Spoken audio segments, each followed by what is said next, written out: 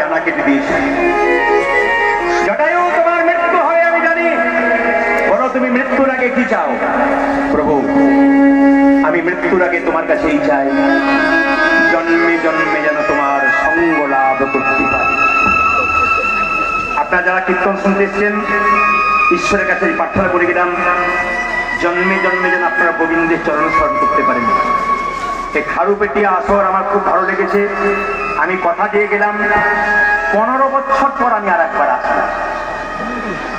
ক বছর বললাম? 15, যদি বেঁচে থাকে। কি বললাম? 15 বছর পর একবার, না ডাকলেও আসবো। গানের ডেট জেনে নেমে যাবো। এইদিকে এইদিকে ভাইরা তাকান তাকান, আসলে কি সবাই তাকান, ময়ূর পুচ্ছটাকে, মুখটাকে জটায়ু কেঁদে কেঁদে বলছে জন্মে জন্মে যেন সঙ্গ লাভ করতে পারে।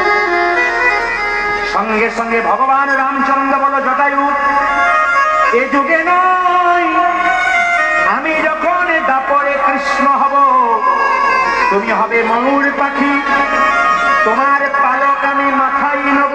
মায়েরা একবার বলুন, গোবিন্দের মাথায় যে ময়ূরের পালক বাঁ দিকে থাকে, ডান দিকে থাকে, না সোজা থাকে? জোরে বলুন, কোন দিকে থাকে?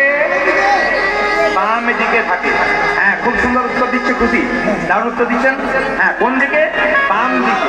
আচ্ছা মায়ের